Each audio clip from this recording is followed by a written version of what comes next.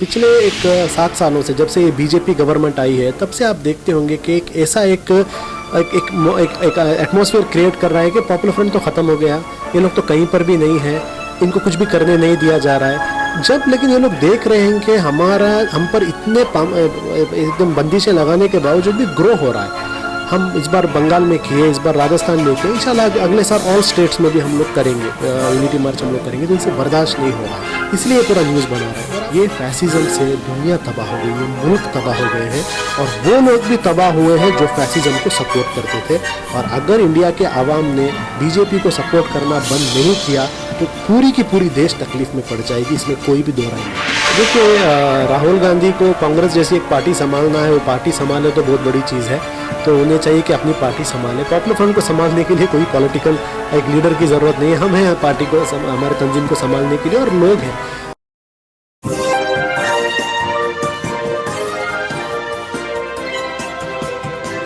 पल पल न्यूज से मैं हूं आपके साथ नदीम अकरम। इस वक्त राजस्थान कोटा में मैं मौजूद हूं क्योंकि पॉपुलर फ्रंट ऑफ डे आज मनाया गया और देश भर से इसकी तस्वीरें सामने आई। और जो पॉपुलर फ्रंट ऑफ डे की सबसे बड़ी ताकत है उनकी यूनिट मार्च, जो यूनिटी मार्च निकाली गई, यही यूनिटी मार्च केरल में देखने को मिली। तमाम देश भर की तस्वीरें सामने आई, पर कहीं ना कहीं यूनिटी मार्च को राजस्थान कोटा में रोकने की कोशिश की गई। पहले बताया गया कि 2-2.5 किलोमीटर की यूनिटी मार्च होगी, फिर रात होते होते 1-1.5 किलोमीटर हो गया। प्रशासन ने कहीं ना कहीं पूरी तरीके से नॉर्थ इंडिया में पॉपुलर फ्रंट ऑफ डे को विफल बनाने के लिए हर कोशिशें की। उसे किस तरीके से लीगली तौर पर देखा, किस तरीके से उससे निपटे, इन तमाम मुद्दों पर और जो आरोप कल से लगाए जा रहे हैं पॉपुलर फ्रंट ऑफ इंडिया के ऊपर, इस पर बात करने के लिए हमारे साथ पीएफआई से जनरल सेक्रेटरी अनीस अहमद जी मौजूद हैं। सर, जिस तरीके से पहले तमाम चीज़ें बताई गई, फिर कहीं ना कहीं उसे रोकने की कोशिश की गई, कैसे देखते हैं? और सुबह होते होते सिर्फ 800-900 मीटर की दूरी पर ही आप यूनिटी मार्च कर सकते हैं।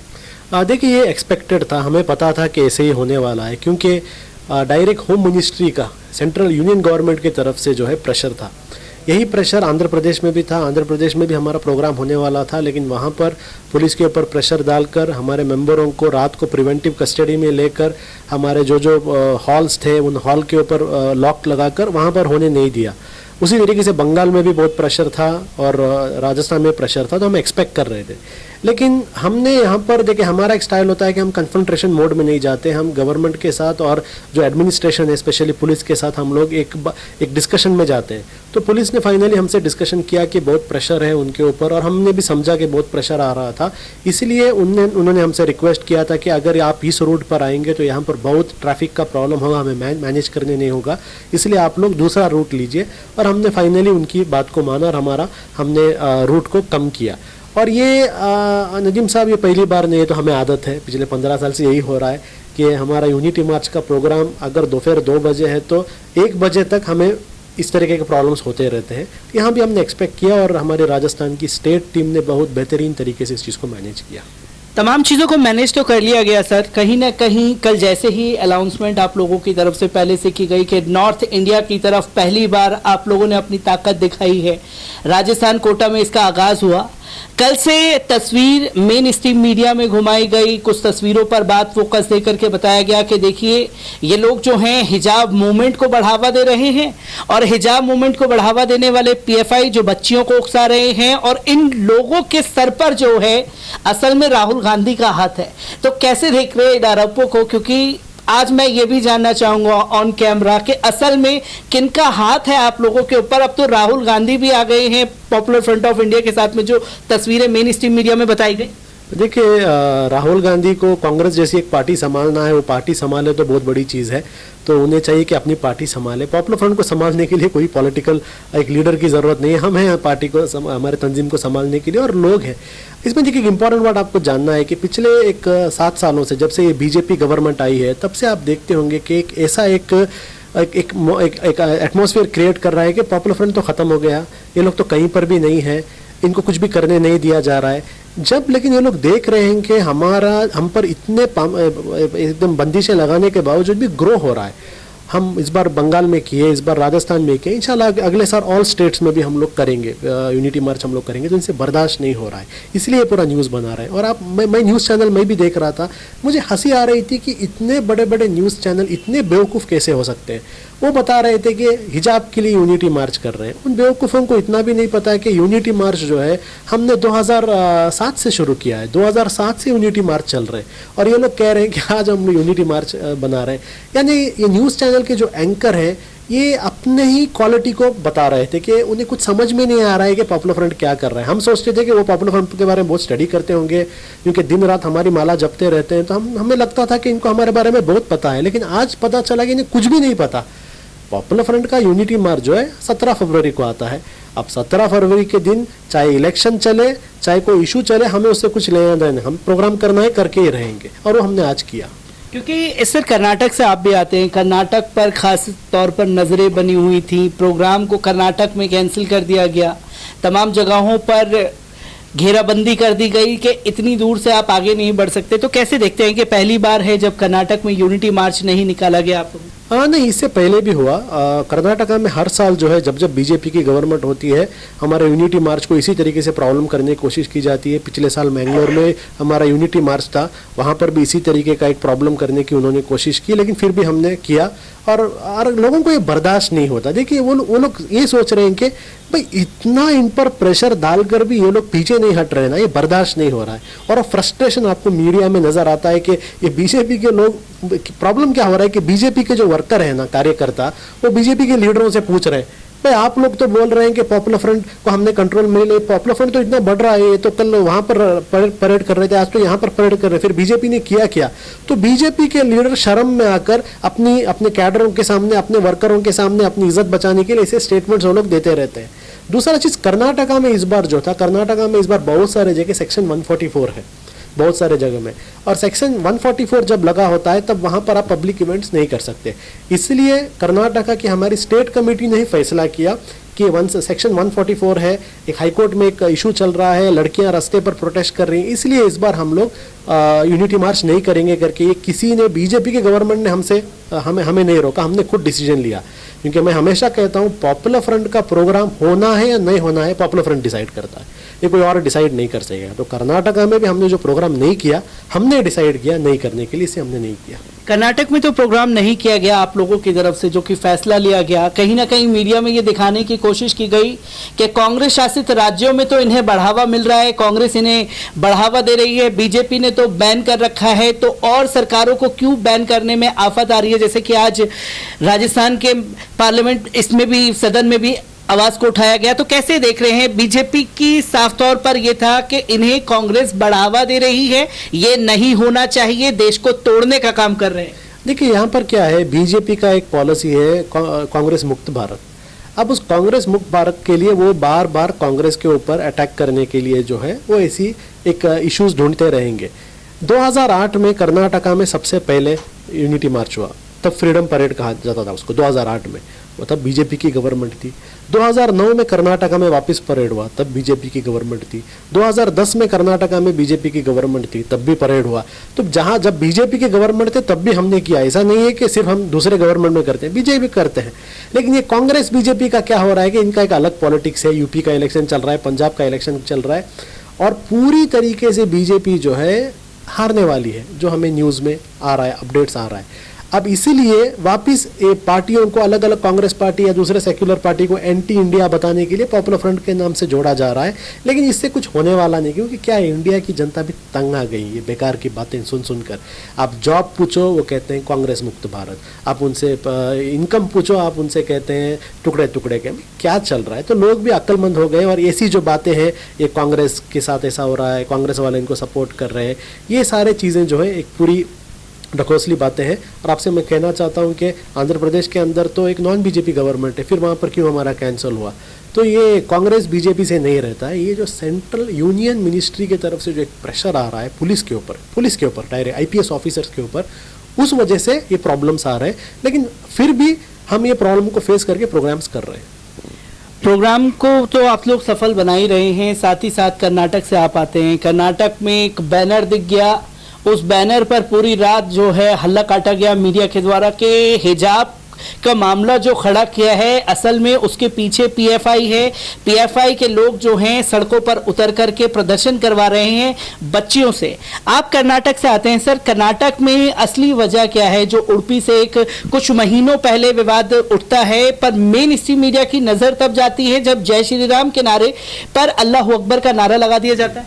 देखिए, मैं उडुपी से मेरे ताल्लुकात हैं, मेरे रिश्तेदार हैं, और उडुपी के बारे में इतना चीज़ जानता हूँ कि वहाँ पर अभी नहीं, जब मैं मेरे कॉलेज के दिनों में जब वहाँ पर जाता था तब से मैं देख रहा था कि वहाँ पर लड़कियाँ हिजाब पहनकर, स्कार्फ पहनकर स्कूल को जाते थे, कॉलेज को जाते थे। वेरी कॉमन है। अगर आप ये कोई भी मीडिया वहाँ पर सुबह को उठकर अब जाएंगे तो आप देखेंगे वहाँ पर वेरी कॉमन है।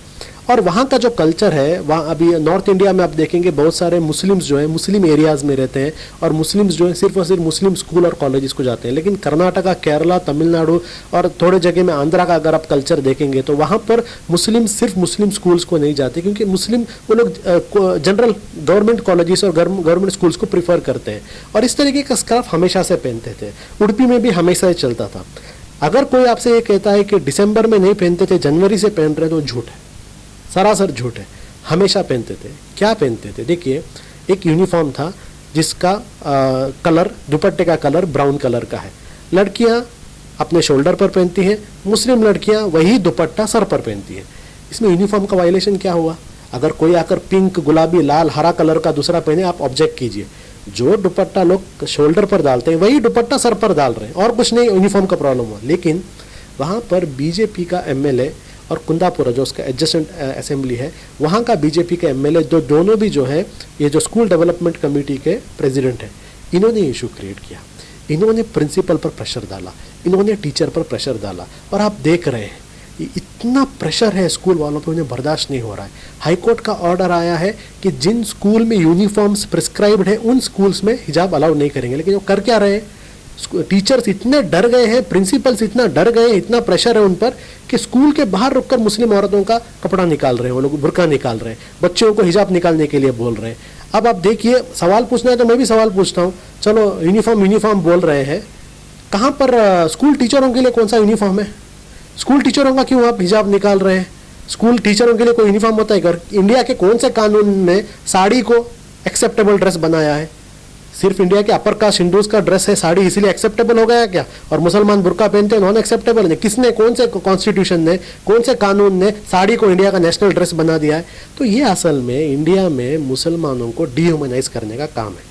कि आप इंसान ही नहीं हो, आपके सिंबल से नफरत होना है, जो आज जैसा मैंने आपको अपने स्पीच में बताया। तो ये बड़ा एक साजिश है जो आज सामने आ रहा है। एक बड़ी साजिश तो है, पर इन साजिशों के पीछे देश के प्रधानमंत्री जो 3 तलाक पर दम भरते थे कि वो मुस्लिम बहनों के भाई बने हैं, इसलिए तमाम तस्वीरें सामने आ रही हैं। बच्चियां बीते कई महीनों से हिजाब के लिए सड़कों पर हैं, पर देश के प्रधानमंत्री ने चुप्पी इख्तियार कर ली है। इंटरनेशनल लेवल पर हर कोई हुकूमत से सवाल पूछ रहा है, और जब हुकूमत से सवाल पूछा जाता है तो कहते हैं कि ये आंतरिक मामला है, आपको बोलने की इजाज़त नहीं। देखिए, प्राइम मिनिस्टर को एक चीज़ देखना है कि पूरी दुनिया उन्हें देख रही है। मुल्क के अंदर बच्चियां रास्ते पर बैठे हैं, मुल्क के अंदर किसान रास्ते पर बैठे हुए थे, मुल्क के अंदर दलित रास्ते पर बैठे हुए थे। ऐसे टाइम पर इनके बारे में बात करने के लिए प्राइम मिनिस्टर के पास टाइम नहीं है। प्राइम मिनिस्टर क्या बात करता है? अंबानी का हैप्पी बर्थडे, अदानी को हैप्पी बर्थडे, ये फिल्म स्टार का हैप्पी बर्थडे, यही काम है क्या?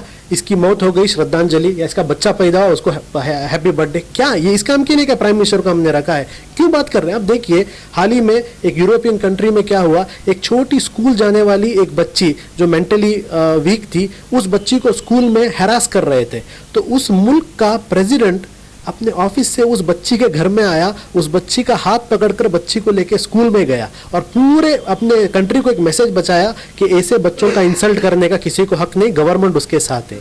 ऐसे होते हैं लीडर्स। ये हमारे लीडर है, हमारा प्राइम मिनिस्टर है।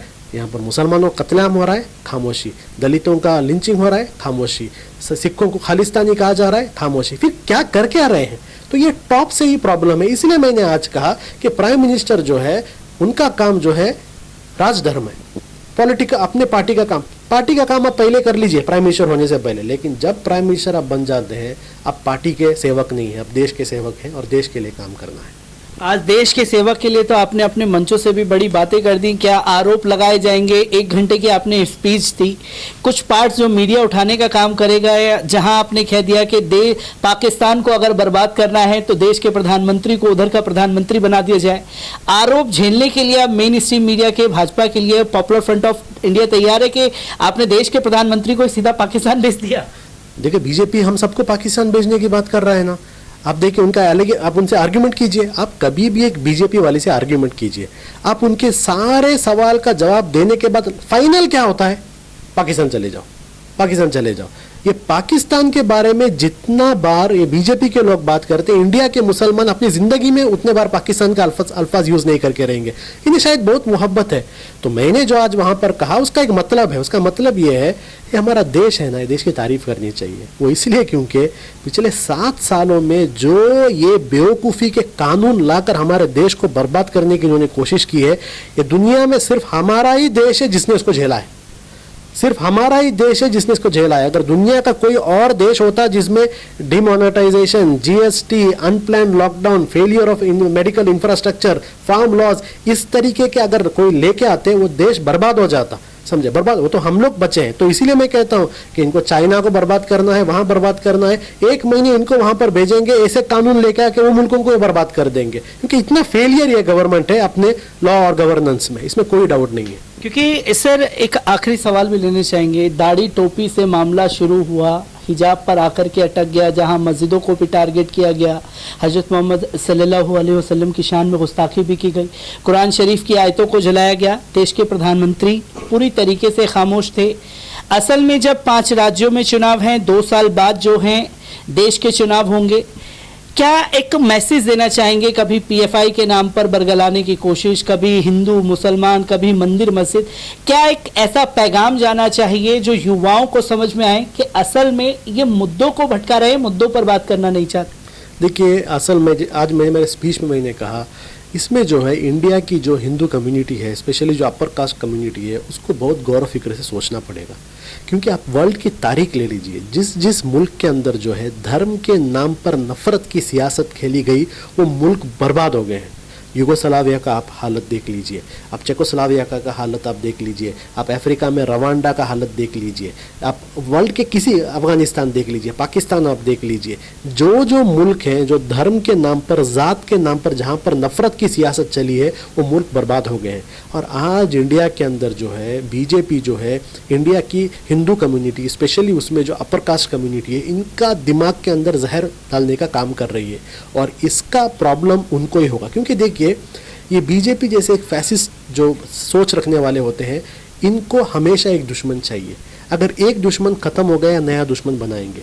आप हिटलर को देखिए, वो पहले कह रहा था यहूदी उसके दुश्मन है, पूरे यहूदियों को इसमें डाल दिया, कैंप्स में डाल दिया, फिर लेबर मेरे दुश्मन है, पूरे लेबरों को बर्बाद कर दिया, कम्युनिस्ट मेरे दुश्मन है, कम्युनिस्ट बर्बाद हो गया, ये धार्मिक लोग मेरे दुश्मन है, नया नया नया नया दुश्मन है। और यहाँ पर भी ऐसा होगा। अब बोल रहे हैं मुसलमान मेरे दुश्मन है। चलो भाई, अगर एक दिन इंडिया के सारे इंडिया मुसलमान मर जाएंगे, मैं आपको गारंटी कहता हूँ इंडिया कोई अमेरिका, न्यूयॉर्क, टोक्यो बनने वाला नहीं है। ये लोग एक नया दुश्मन को लाएंगे, वो दुश्मन दलित होंगे। अगर दलित से इनका काम हो गया, ओबीसी को अपना दुश्मन बनाएंगे। जब ओबीसी से भी इनका काम हो जाएगा, अपर कास्ट के अंदर ही नए नए दुश्मन ये लोग बनाएंगे। ये फैसिस्ट का काम करने का तरीका है। तो वापिस यहाँ कहता हूँ, देखिए ये अभी पॉपुलर फ्रंट के मैं एक आदमी ये बात बताऊंगा तो शायद इनके लगता होगा कि मैं एलिगेशन लगा रहा हूँ, लेकिन हमारी बात को आप मार्क कीजिए। ये फैसिज्म से दुनिया तबाह हो गई, ये मुल्क तबाह हो गए हैं, और वो लोग भी तबाह हुए हैं जो फैसिज्म को सपोर्ट करते थे। और अगर इंडिया के आवाम ने बीजेपी को सपोर्ट करना बंद नहीं किया तो पूरी की पूरी देश तकलीफ में पड़ जाएगी, इसमें कोई भी दो राय नहीं है। सर जाते जाते एक सवाल लेंगे, क्योंकि एक आपका स्पीच बड़ा वायरल हुआ जहां आप तमाम लोगों से बोलते हैं डर गए क्या, आप लोगों के ऊपर तमाम आरोप लगा दिए गए हैं, प्रोग्रामों को कैंसिल करवाने की होम मिनिस्ट्री से ऑर्डर चल रही है, क्या पीएफआई डर गया है क्या? हाँ जी, देखिए मैंने आज के स्पीच में भी मैंने 2-3 पॉइंट उसके अंदर बताया था। हमारे से इनको प्रॉब्लम वही है, हमारे से प्रॉब्लम इनको ये है कि एक तो डर नहीं रहे हैं, ये तो बिक नहीं रहे हैं। अगर हम बिकते या डरते तो शायद हमारी भी बहुत तारीफ होती, हमें भी एमपी का सीट मिलता, हम भी अलग अलग बड़े बड़े चेयरमैन एसोसिएशन के चेयरमैन बनते। लेकिन इन्हें प्रॉब्लम वही है प्रॉब्लम इनको वही हो रहा है कि भाई इतना पूरा करने के बावजूद भी ये लोग डर नहीं रहे हैं ना, वो इसीलिए क्योंकि देखिए एक तंजीम की एक बुनियाद होती है। और मुझे अफसोस लग रहा है कि बीजेपी और आरएसएस ने समझा नहीं है अभी तक। आप उनको डरा सकते हैं जो दुनिया में कुछ पाने के लिए आए हैं, दुनिया में कुछ पाने के लिए आए। हम वो लोग हैं जिन्होंने एक कॉज को समझा और ये चीज़ भी समझा कि ये कॉज के पीछे जब हम जाएंगे प्रॉब्लम्स आएंगे। एक पूरी की पूरी हुकूमत रहने वाली बीजेपी को हमारे पास क्या है, पॉपुलर फ्रंट के पास क्या है? एक ढंग का ऑफिस नहीं है हमारे पास एमएलए नहीं है, एमपीज नहीं है, क्या है हमारे पास? फिर भी हम लोग इतने बड़े बीजेपी को चैलेंज कर रहे हैं। पागलपन नहीं है वो, इसलिए क्योंकि जब हक की बात बोलना होता है हमें पता है हक की बात बोलने के वक्त प्रॉब्लम्स आएंगे और प्रॉब्लम्स आएंगे तो या तो खामोश रह जाओ हिकमत मसलियत क्या क्या बोलकर, या फिर सच को सच है वो बोलो। और सच को सच बोलेंगे आपको प्रॉब्लम आएंगे, हमें पहले ही पता है प्रॉब्लम आने वाला है। अब देखिए केरला में हमारे एक भाई शान का मर्डर किया गया, आप देखेंगे 1 साल पहले और एक भाई सलाहुद्दीन उसका मर्डर किया गया। कि हम डरे क्या? हम नहीं डरे। अपने शान का जो जनाजा का नमाज देखा, किस तरीके से छोटे छोटे बच्चे भी हिम्मत के साथ आ रहे थे। तो देखिए ये इनको समझना है कि ऐसी चीज़ों से ये तंजीम डरने वाली नहीं है। तो इनको समझना चाहिए कि ऐसी चीज़ों से ये तंजीम जो है डरने वाली नहीं है। ये तंजीम डर को साइड में रखकर हम लोग आगे आए हैं। तो जो चीज़ हमें पहले से पता है उससे हमें डरा नहीं सकते।